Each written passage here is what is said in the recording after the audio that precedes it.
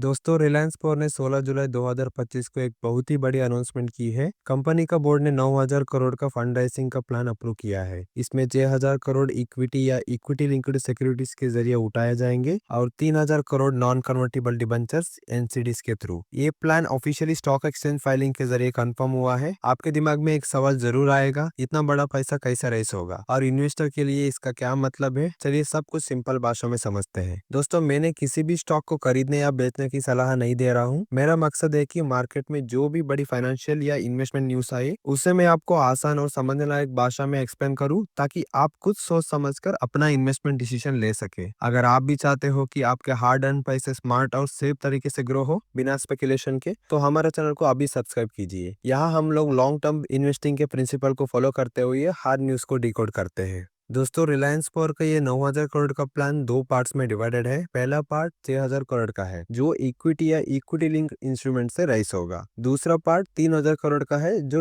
Date के form में non convertible debentures NCDs के थ्रू राइज किया जाएगा। लेकिन इन दोनों फंड रेसिंग के मेथड्स को समझने के लिए हमें पहले इक्विटी फंड रेसिंग के ऑप्शंस को डिटेल में समझना होगा। इक्विटी फंड रेसिंग का मतलब होता है कि कंपनी नया शेयर इश्यू करती है ताकि मार्केट से पैसा रेस कर सके। तीन मेजर तरीके होते हैं इक्विटी रेस करने के। पहला है QIP, qualified institutional placement. QIP एक ऐसा फंड रेजिंग मेथड होता है जो सिर्फ क्वालिफाइड इंस्टीट्यूशनल बायर्स के लिए होता है, जैसे mutual funds, pension funds, foreign institutional investors या इंश्योरेंस कंपनीज। कंपनी उनको डायरेक्टली शेयर्स इश्यू करती है थोड़ा डिस्काउंट पर, ताकि जल्दी और लार्ज अमाउंट में पैसा राइज किया जा सके। अगर रिलायंस पोर 6,000 करोड़ का क्यूआईपी लाता है तो वो म्यूचुअल फंड जैसे बड़ा इन्वेस्टर्स को डायरेक्टली शेयर्स ऑफर करेगा। पब्लिक या रिटेल इन्वेस्टर्स इसमें पार्टिसिपेट नहीं कर सकते। इसका फायदा यह होता है कि फंड जल्दी मिल जाता है और प्रोसेस आईपीओ से सिंपल होता है। दूसरा है एफपीओ यानी follow on public offer. FPO तब आता है जब एक कंपनी ऑलरेडी लिस्टेड होती है और दोबारा पब्लिक को शेयर्स ऑफर करती है। इसमें रिटेल इन्वेस्टर्स भी अप्लाई कर सकते हैं, बिल्कुल आईपीओ जैसे। अगर रिलायंस पोर्ट 6,000 करोड़ का एफपीओ अनाउंस करता है तो हर इन्वेस्टर, छोटा या बड़ा, उसमें अप्लाई कर सकता है। कंपनी नया शेयर्स इश्यू करेगी और जो पैसा मिलेगा वो एक्सपांशन, डेट रिपेमेंट या प्रोजेक्ट फाइनेंसिंग के लिए यूज होगा। एफपीओ में शेयर प्राइस मार्केट से थोड़ा कम या बराबर रखा जाता है ताकि लोग अट्रैक्ट हो सके। तीसरा है राइट्स इश्यू। राइट्स इश्यू सिर्फ एग्जिस्टिंग शेयर होल्डर्स के लिए होता है। मतलब अगर आपके पास पहले से रिलायंस पोर का शेयर्स है तो कंपनी आपको नया शेयर्स खरीदने का ऑफर करेगी, वो भी डिस्काउंट पर और फिक्स्ड रेशियो में। अगर आपके पास 100 शेयर्स है और कंपनी 1:4 राइट्स इश्यू लाती है तो आपको 25 नया शेयर्स खरीदने का ऑप्शन मिलेगा डिस्काउंट प्राइस पर। अगर आप ये राइट यूज करते हैं तो आपकी होल्डिंग प्रोपोर्शन में रहती है। लेकिन अगर आप पार्टिसिपेट नहीं करते तो कंपनी का टोटल शेयर्स बढ़ने के बाद आपका ओनरशिप परसेंटेज कम हो जाती है। इसे डाइल्यूशन कहते हैं। तो इन तीन मेथड्स का गोल होता है पैसा रेस करना, लेकिन इन्वेस्टर्स के नजरिए से इनका इम्पैक्ट अलग होता है। क्यूआईपी रिटेल के लिए नहीं होता, एफईओ में सब पार्टिसिपेट कर सकते हैं और राइट इश्यू सिर्फ एग्जिस्टिंग शेयर होल्डर्स के लिए होता है।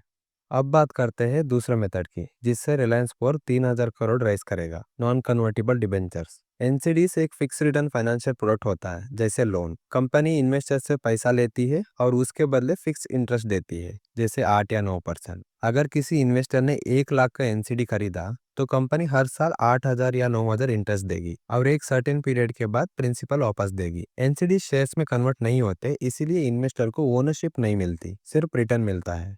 कंपनी के लिए ये फायदेमंद होता है जब उसे पैसा चाहिए लेकिन बिना शेयर डाइल्यूशन के। लेकिन रिस्क ये है कि रीपेमेंट और इंटरेस्ट का प्रेशर रहता है।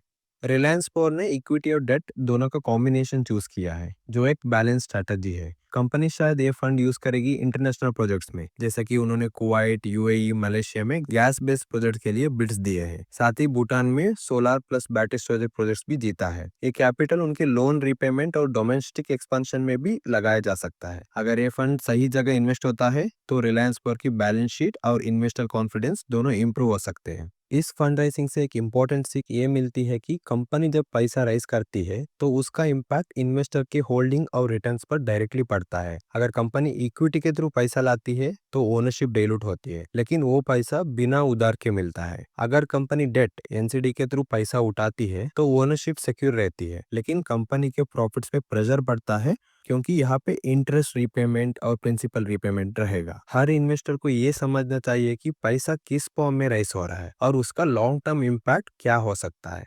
तो रिलायंस पोर का 9,000 करोड़ का फंड रेसिंग प्लान एक मेजर स्ट्रैटेजिक स्टेप है, लेकिन ये सक्सेसफुल तभी होगा जब कंपनी उस फंड का सही यूज करे। आपको क्या लगता है कि क्या ये मूव रिलायंस पोर को नया ग्रोथ फेस में ले जाएगा या डाइल्यूशन से इन्वेस्टर कॉशियस हो जाएंगे? अपना ओपिनियन कमेंट्स में जरूर शेयर करिए, और अगर आपको ये वीडियो वैल्यूएबल लगा तो लाइक करिए, शेयर करिए और हमारा चैनल को जरूर सब्सक्राइब करिए। मिलते हैं अगले वीडियो में।